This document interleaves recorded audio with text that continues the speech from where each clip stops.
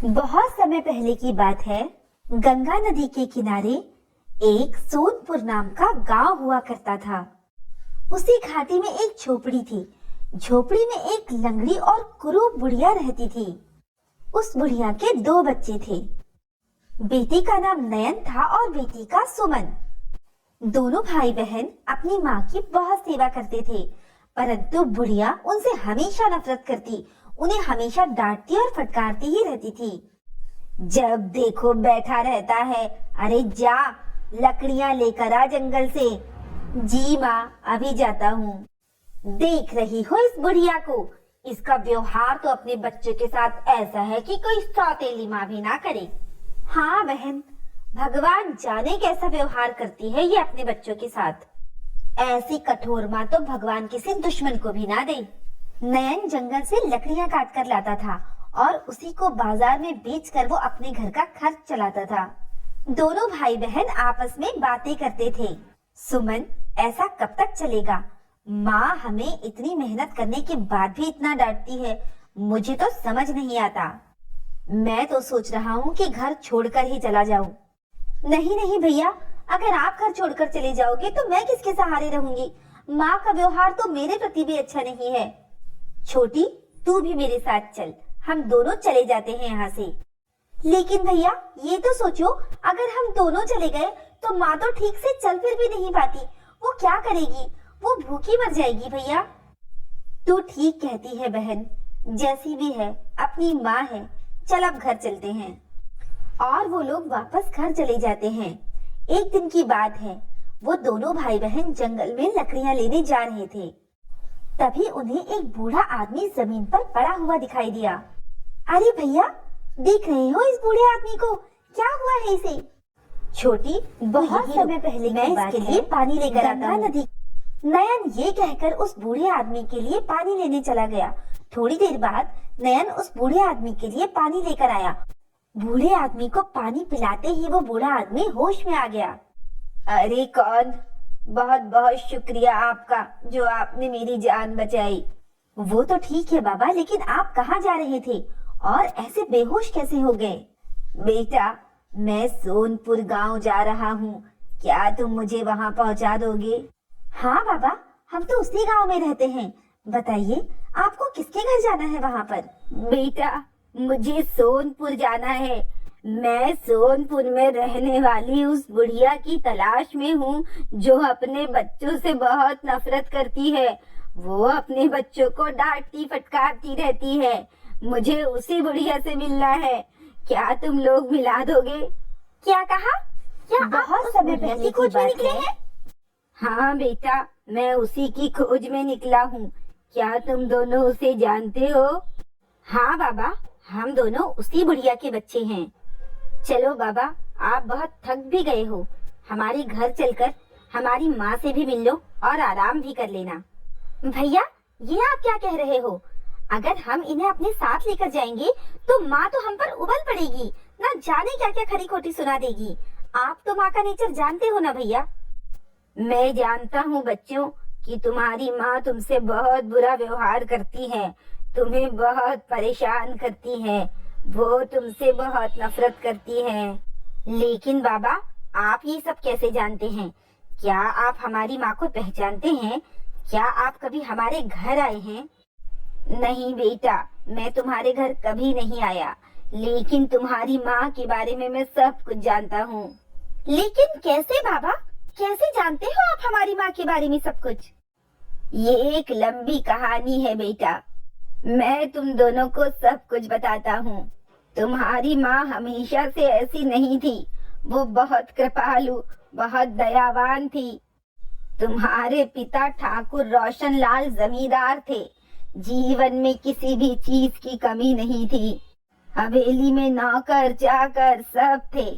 एक दिन की बात है ठकुराइन, मैं सोच रहा था कि बच्चों को घुमा फिरा कर लाया जाए हमारे पुरानी गांव में। वहाँ के खूबसूरत जंगल, खूबसूरत पहाड़ियाँ, बच्चे बहुत खुश होंगे ये सब देखकर। हाँ हाँ ठाकुर जी, आप सही कह रहे हैं। मैं तैयारियां कर लेती हूँ, हम अपने बच्चों को घुमा लाते हैं। और हाँ, वो दोनों छुट्टियों में कहीं घूमने की जिद भी तो कर रहे थे ना। अगले ही दिन वो लोग घूमने चले जाते हैं। गांव में पहुंचते ही गांव का खूबसूरत नजारा बहुत अच्छा लगता है। ऐसे ही शाम होने तक वो लोग घूमते रहे और मौसम का आनंद भी लेते रहे। बच्चों, अब चलो, हमें घर चलना चाहिए, हमारे गांव के घर। वो सब घर जाने के लिए कार में बैठकर निकले, लेकिन अचानक ही तेज हवाएं चलने लगी और कार का एक्सीडेंट हो गया। ठकुराइन बेहोश हो गई और जब होश में आई तो उसने खुद को एक गुफा में पाया और उसके सामने कोई बैठा था। कौन हो तुम और मैं यहाँ कैसे आई? मैं जादूगर हीरामल हूँ। अच्छा, मेरे पति कहाँ हैं? तुम्हारे पति की दुर्घटना में मृत्यु हो गई, वो बाहर पड़े हुए हैं। नहीं, ऐसा नहीं हो सकता। ठाकुर साहब मुझे छोड़कर नहीं जा सकते। जो सत्य है वो मैंने तुम्हें बता दिया, लेकिन तुम रो मत। तुम्हारे जैसी सुंदर स्त्री को रोना शोभा नहीं देता। मैं तुम्हारे समक्ष अपने साथ शादी करने का प्रस्ताव रखता हूँ। अपने दोनों बच्चों को छोड़ दो और मेरे साथ विवाह कर लो और मेरे साथ सुखी जीवन बिताओ। क्या पागल हो गए हो तुम? तुम जानते हो तुम किससे बात कर रहे हो? तुम 2 बच्चों की माँ और ठकुराइन से बात कर रहे हो। मुझे तुम्हारा प्रस्ताव स्वीकार नहीं है। ये सुनकर जादूगर ने गुस्से में अपना डंडा उठाया और जादू चलाया। जा, इसी वक्त कुरूप और लंगड़ी बन जा। जादूगर के इतना कहते ही वो स्त्री कुरूप हो गई और लंगड़ी हो गई। और हाँ, जिन बच्चों की खातिर तूने मुझे छोड़ा है, तू उन्हें कभी प्यार नहीं कर पाएगी। जिस दिन भी तूने उन्हें प्यार किया, वो पत्थर के हो जाएंगे। ये मेरा श्राप है तुझे। घमंडी जादूगर, मैं अपने बच्चों को नफरत करके पाल लूंगी, लेकिन तू भी याद रखना कि तुझे तेरा जादू एक दिन ले डूबेगा। जादूगर हंसता हुआ वहाँ से चला गया। ठकुराइन ने ठाकुर साहब का अंतिम संस्कार किया और जब वो अपने घर वापस गई तो उसे पता चला कि जादूगर ने सब कुछ गायब कर दिया है। उसके बाद वो गंगा किनारे एक झोपड़ी बनाकर अपने बच्चों के साथ रहने लगी। अब समझ में आई बच्चों कि तुम्हारी माँ तुमसे इतनी नफरत क्यों करती है। हाँ बाबा, लेकिन इसका कोई तो तोड़ होगा ना। वही तो बताने आया हूँ मैं। जादुई वन के जादुई सरोवर से अगर जल लाकर तुम्हारी माँ पर डाला जाए तो सब कुछ पहले जैसा ठीक हो सकता है। मैं वो जल लाऊंगा बाबा, मुझे क्या करना होगा? बूढ़ा उसे सारी बातें बताता है। उस जादुई सरोवर में एक जादुई ताला लगा है जो इसी चाबी से खुलेगा। ये चाबी तुम रख लो। लेकिन बाबा, ये चाबी आपके पास कैसे आई? वो जादुई सरोवर उसी जादूगर का है जिसने तुम्हारी माँ पर जादू किया है, और मैं उसका पिता हूँ बेटा। वो अब मर चुका है। बस मैं तो तुम्हारी माँ को मुक्त कराने के लिए आया था। अब नयन चल पड़ता है अपनी माँ को जादू से आजाद कराने के लिए।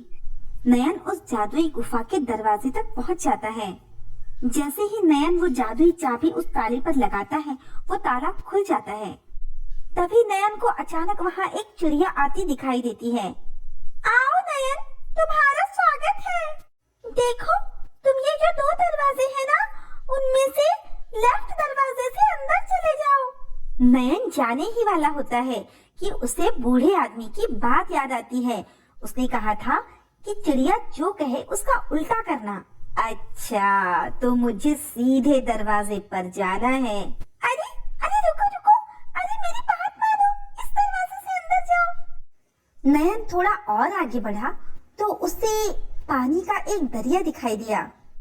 अरे अब मैं क्या करूं? नयन, नयन तुम इस पानी के ऊपर से मत चलना, नहीं तो डूब के मर जाओगी। अच्छा, इसका मतलब है मुझे इस पानी से चलना है। नयन उस पानी के ऊपर से निकल जाता है। वो रही जादुई नदी। ये परी की मूर्ति तो वही है जिसके बारे में उस बूढ़े आदमी ने मुझे बताया था। नयन ने उस मूर्ति के सामने बैठकर अपनी सारी कहानी सुनाई और उससे रिक्वेस्ट की कि वो जादुई नदी का पानी उसे ले जाने दे। अचानक मूर्ति में जान आ गई। नयन, मैं परी शोभना हूँ। मुझे इस सरोवर की रखवाली के लिए रखा गया है। मैं तुम्हारी बातों और तुम्हारी रिक्वेस्ट से बहुत खुश हूँ। तुम्हारी नीयत सच्ची है नयन, तुम ये पानी ले जा सकते हो। परी शोभना, आपका बहुत बहुत धन्यवाद। नयन इतना कहकर सरोवर से पानी लेकर वहां से निकल जाता है। बाबा, मैं पानी ले आया हूँ, अब चलिए हम माँ के पास चलते हैं। वो सभी लोग उस बुढ़िया के पास पहुँचते हैं। आ गया तू? कहाँ मर गया था? कितनी देर से गया था लकड़ियाँ लाने? माँ, हम आपके बारे में सब कुछ जान चुके हैं, अब आपको हमसे नफरत करने की कोई जरूरत नहीं है माँ। नयन अपनी माँ पर वो पानी छिड़क देता है और ठकुराइन अचानक ठीक हो जाती है। मेरे बच्चों, तुम्हें गले लगाने के लिए मैं तरस गई थी, आओ मेरे बच्चों। और इस तरह सब कुछ ठीक हो जाता है। तो दोस्तों, कैसी लगी आपको हमारी कहानी? अगर पसंद आई हो तो लाइक, शेयर और सब्सक्राइब करना ना भूलें और ऐसी ही कहानियाँ देखने के लिए बने रहें हमारे चैनल पर।